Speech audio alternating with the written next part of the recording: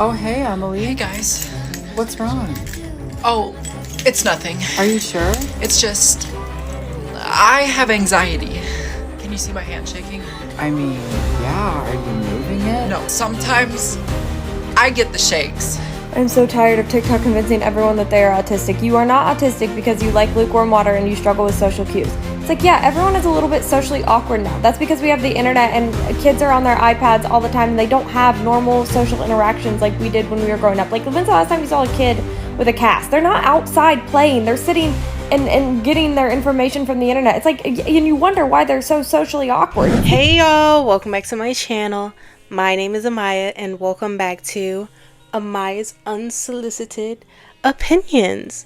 In today's video, I'm going to be talking about why Gen Z is so obsessed with self-diagnosis. And what inspired me to make this video was I am currently in an honors culture class, like I talked about in my last video.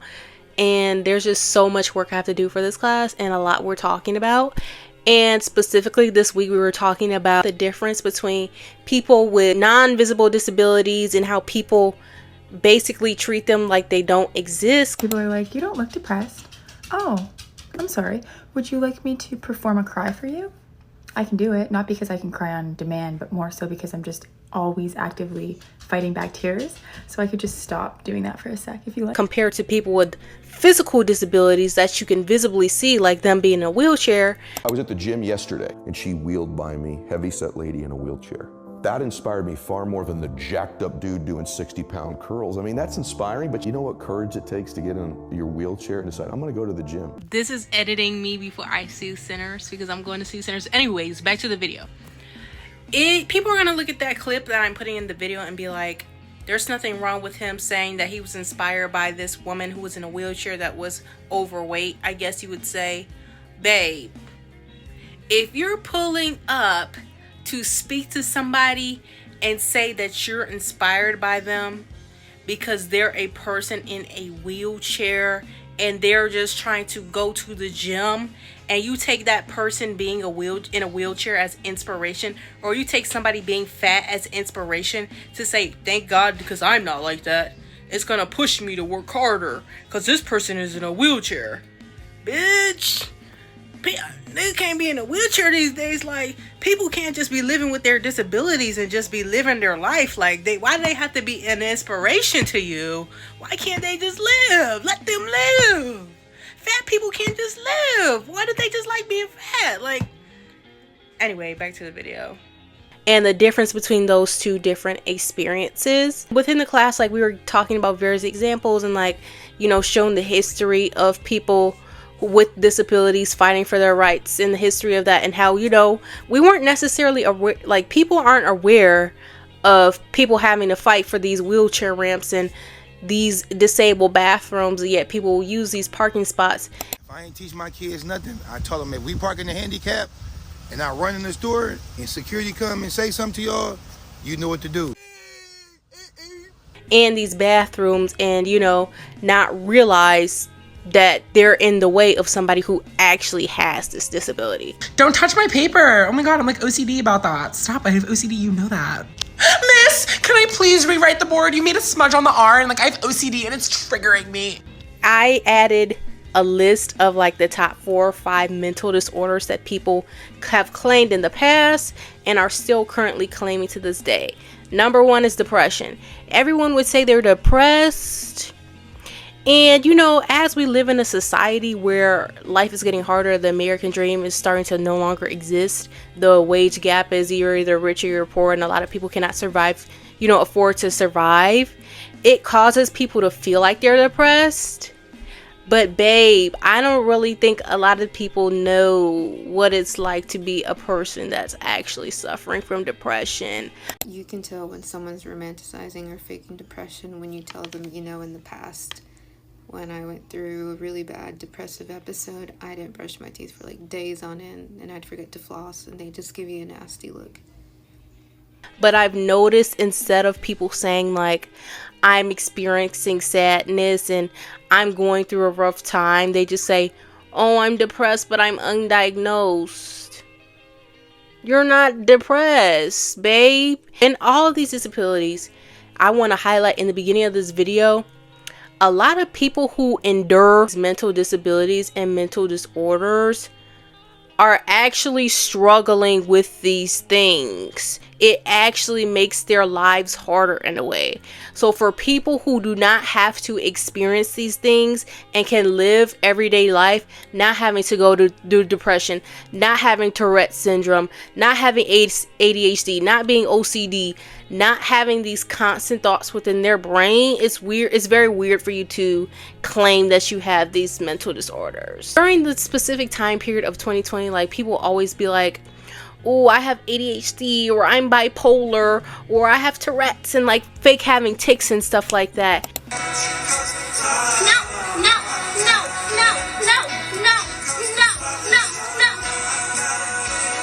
And I wanted to talk a little bit about wow. I wanted to talk wow. I wanted to talk a little bit about wow. And specifically, I'm seeing more during like this era in from 2023 to 2025. People are heavily pretending to have OCD, or like making OCD like a joke.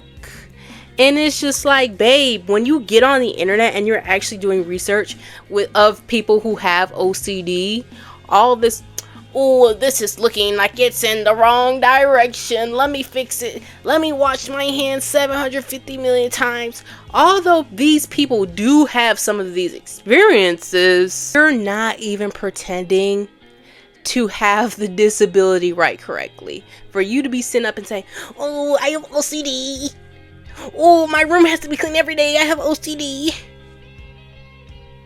I'm so OCD, I let the intrusive thoughts win. And then when people talk about actual intrusive thoughts about stuff like pedophilia or racism or like assaulting someone, suddenly everyone's like, that's not OCD. And that's my issue with people using the phrase, my intrusive thoughts won, because then suddenly everyone thinks that intrusive thoughts are like these weird, suppressed, hidden desires and beliefs that you have, which can get very dangerous, because then when people talk about things like pedophilia, then suddenly people have this idea, oh, if intrusive thoughts are sort of like, I want to cut my hair at like 3 in the morning, and it's like this desire that I have, but I'm gonna like suppress it, or sometimes the intrusive thought is gonna win, which is kind of like an oxymoron, because intrusive means unwanted, like you don't want the thoughts to win. Now suddenly everyone thinks that these people who have intrusive thoughts about harming people are like dangerous criminals, when in reality those are the people that are least likely to cause harm. Over time, like doing some research into this, I've noticed that there's been a lot of different creators that come on the internet and will pretend to have these disorders and these mental disabilities for people to gain clout and sympathy. And specifically on TikTok, there's literally a hashtag dedicated to these people called the illness fakers. Well, it finally happened. I got put on an illness fakers forum. For people who are unaware, there are like entire forums and subreddits dedicated to accusing chronically ill and disabled people of either faking their disability or being overdramatic about it for attention. It seems to be an inevitability that if you talk about having a chronic illness on the internet, you're going to end up on one of these at some point. Like, people who have these disabilities and these mental disorders feel like they have a place, you know, where they can resonate with somebody that's, you know, a creator and an influencer that's going through similar life experiences as them, just for them to come out and say, oh, guys, sorry, here's my apology video. Actually, I didn't have this disorder, and you guys don't need to be calling me out on faking it. Babe, yes we do. Yes we do. This is the internet. This specific issue has gotten so bad to the point where people who actually have these mental disorders and actually have these disabilities are being called fake and being told that they're faking it.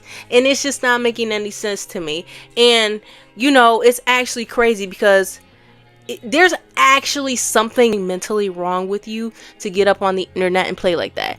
And the creator that I recall getting banned during 2020 for this, her name was Ticks and Roses, and they would basically get up on the net and pretend to have these tics. We can do this.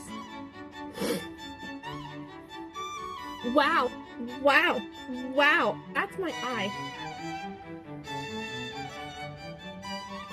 What's that? What's that? What's that?